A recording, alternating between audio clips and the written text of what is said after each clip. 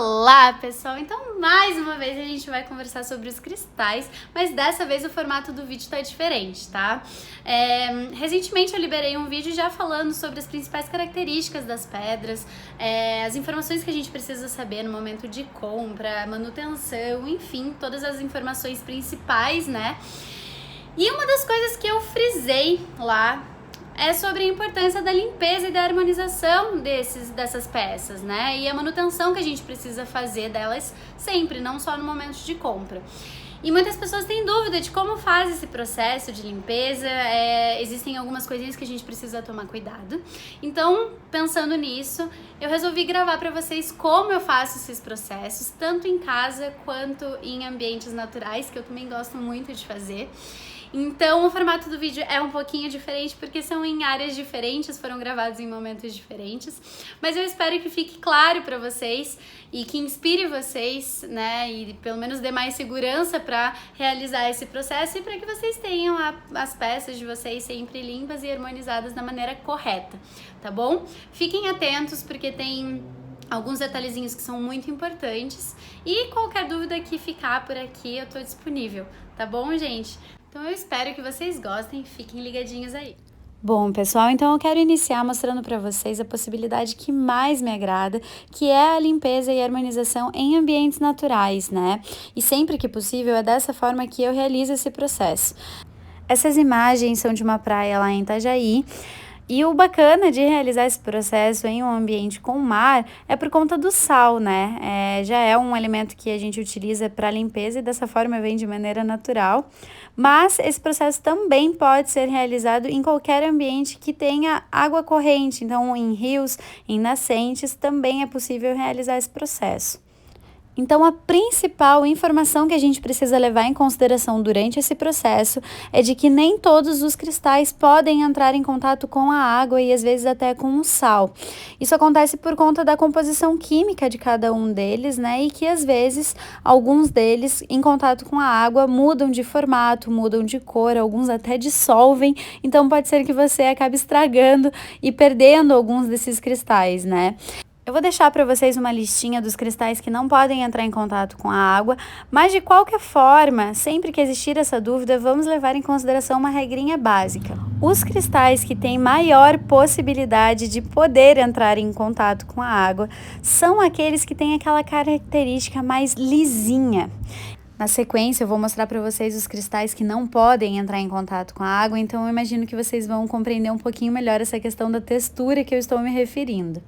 Os cristais que contêm uma certa transparência, eles também são mais fáceis, né, de acertar nessa questão de contato com a água. E as pedras roladas também, em sua maioria, elas vão bem em água. Já os cristais que a gente precisa prestar mais atenção são aqueles mais porosos. Normalmente os que têm alguma partícula de brilho ou que têm filamentos são os mais delicados e que têm esse alerta piscando para não entrar em contato com a água. Normalmente são esses que vão apresentar essas mudanças físicas, né, na peça. Então, depois de selecionar as peças que realmente podem entrar em contato com a água, eu aconselho que vocês também separem as peças por tamanho. As peças que são maiores, como drusas, pontas, elas são muito mais fáceis de manusear. Então, eu levo uma a uma até o mar, de forma que a peça fique totalmente submersa, né? E eu aguardo aí esse movimento das ondas algumas vezes, de forma que ela passe pela peça inteira. Agora, as peças que são um pouco menores, elas já são mais complicadinhas porque a gente corre o risco de perdê-las, né, nesse movimento do mar. Então, eu faço da seguinte forma. Sabe, aqueles saquinhos que a gente normalmente usa para lavar as peças pequenas de roupa na máquina de lavar roupa? Eles podem vir em formato de saquinho mesmo, né, com zíper, enfim. Mas também eles podem vir de forma mais estruturadinha, como esse exemplo que eu estou mostrando para vocês. Não importa, nesse caso elas vão ser úteis para que as pecinhas menores, né, as pedras menores, não se percam com o movimento do mar. Então precisa ser um saquinho qualquer, mas que tenha esse tecido que permita o fluxo da água passando pelos cristais ainda dentro do saquinho. Então, da mesma forma que a gente fez com as peças grandes, a gente fará com as peças pequenas, né? Só que dessa vez dentro dessa redinha, por uma questão de facilidade. Mas, caso você tenha paciência de pegar porções menores, né, que caibam na tua mão, e então por vez fazer essa limpeza de forma manual ali sem a redinha também é válido. O que interessa pra gente é que o fluxo da água passe por todos esses cristais. Mas eu sei que nem todos têm essa facilidade de entrar em contato com o mar, com o rio. Então eu vou mostrar como eu faço esse processo em casa de uma maneira bem simples. Todas essas informações que foram dadas em relação às peças que podem ou não entrar em contato com a água vão servir para esse segundo momento também. Então, vocês vão precisar de um recipiente de vidro e preferencialmente que ele seja transparente. Do sal grosso, já que não temos o nosso mar, né? Vamos fazer a nossa água salgada. E a água que precisa ser filtrada, tá, pessoal? Então, com o sal grosso, a gente vai forrar o fundo desse recipiente de vidro. Não existe uma medida exata, tá? Normalmente essa é a base que eu sigo, o fundinho do vidro. E na sequência, adicionar a água filtrada.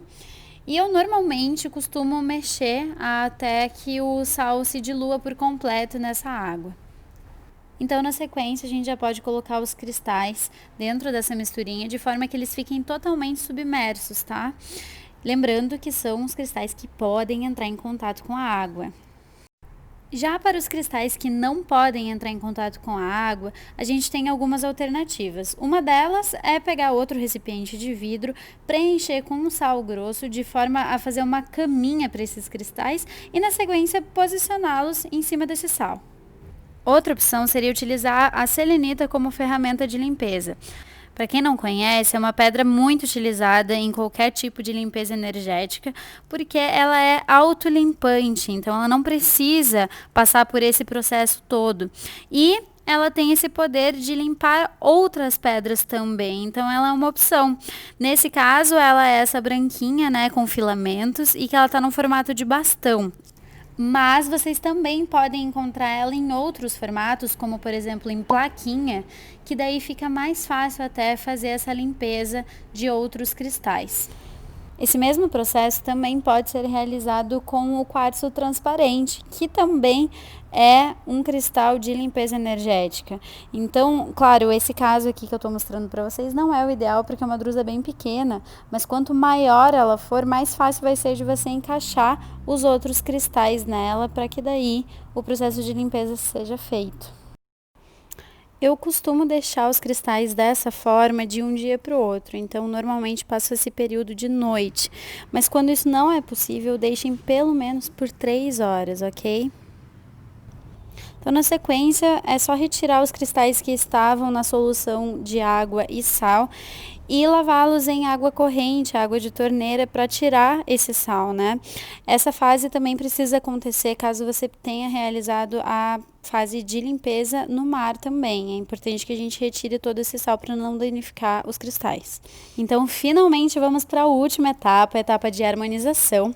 Mas antes dela acontecer, eu normalmente pego esses cristais já limpos e separo por grupos de cores, isso independente do tamanho, ok? Essa fase não é obrigatória, tá, pessoal? Mas é bastante recomendada por conta da vibração que cada cor emite. Então, além desse processo acontecer na parte da harmonização desses cristais, é interessante também que vocês organizem essas peças depois por grupinhos, que além de facilitar o acesso de vocês no dia a dia, né, também vai respeitar essa questão da qualidade da vibração. Então, depois desse processo, eu coloco os cristais em recipientes separados, sempre de vidro translúcido, tá, pessoal? E então, vou preenchendo com água filtrada mais uma vez, só que dessa vez só a água sem o sal, tá? Lembrando sempre de cobrir totalmente os cristais. Então, é dessa forma que nós vamos fazer o processo de energização e harmonização desses cristais. Então, é só levar os potinhos com o cristal e a água, né, para a exposição solar e lunar. Então, eu costumo deixar um dia inteiro, pegando primeiro a luz do sol e depois a luz da lua. E só no outro dia que eu vou retirar esses cristais de exposição. Os que estão em água é só realmente secar. e depois, né, guardá-los como vocês normalmente costumam guardar, enfim. E os que não entraram em contato com água, você também pode fazer esse processo de energização. Existem algumas pedras que não podem entrar em contato com o sol, eu vou deixar na listinha junto para vocês, se atentem a isso. Mas as que podem é só fazer essa exposição solar e lunar da mesma forma, no outro dia é só posicioná-las como preferirem.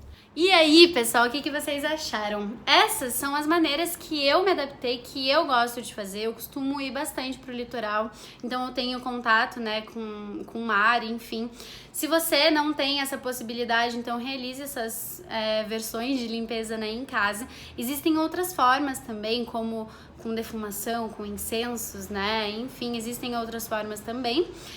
Mas essa é a forma que eu faço, que eu me adaptei, que eu gosto e que eu sugiro que vocês façam também, tá bom? Mas me contem caso vocês façam de alguma outra forma, enfim. E caso tenha ficado alguma dúvida também, pode deixar aqui nos comentários, me mandar por direct, tá bom? Então é isso, gente. Espero que tenha ajudado vocês de alguma forma e até a próxima!